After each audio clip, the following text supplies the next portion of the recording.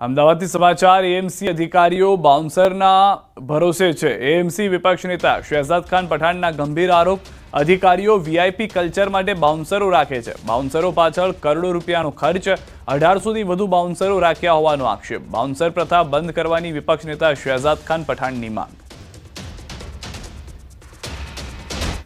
Ahmedabad municipal corporation के अधिकारियों का काम है कि अहमदाबाद शहर की जनता को प्राथमिक सुविधाएं लेना, लेकिन वो प्राथमिक सुविधाएं ना देने के कारण जब जनता का आक्रोश होता है, उस आक्रोश से बचने के लिए बड़े बड़े तगड़े तगड़े बाउंसरों का सहारा लेने की जरूरत अहमदाबाद म्यूनिसिपल कॉरपोरेशन के अधिकारियों को पड़ती है। जनता के टैक्स से अधिकारी मोटी मोटी बड़ी बड़ी सैलरी तो लेते हैं, लेकिन जनता के लिए काम नहीं कर पाते। और वही दूसरी ओर वही जनता के पैसों से खुद की सिक्योरिटी के लिए बड़े तगड़े तगड़े बाउंसरों को उनके कैबिनों के बाहर रखा जाता है।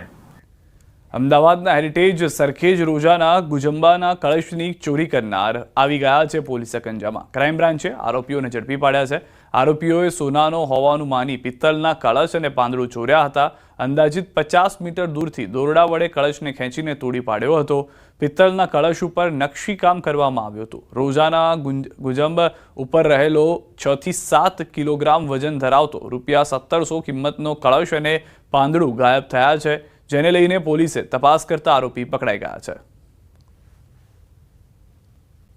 એ પંચધાતુનો હોય છે। ચોરોના મનમાં આવ્યું કે આ પંચધાતુની જગ્યા સોનુનું હશે અને એ બહુ કિંમતી જ હશે, કેમ કે એ જે કલશ છે એ લગભગ 150 થી 200 વર્ષ જૂનો છે અને જે આખી હેરિટેજ સાઇટ છે એ 2017માં હેરિટેજ ડિક્લેર કરવામાં આવેલ હતી। તો એમનું લાગતું હતું કે આ રાતે ત્યાં આજુબાજુ લોકોની નજરોથી બચીને એ ગુંબજ આખો પાડવામાં આવે અને એ ગુંબજનું વેચાણ કરવાથી એમનો સોનું એમનું લાગતું હતું, પણ ખરેખર એ પંચધાતુનો જૂનો ગુંબજ બનાવેલું છે।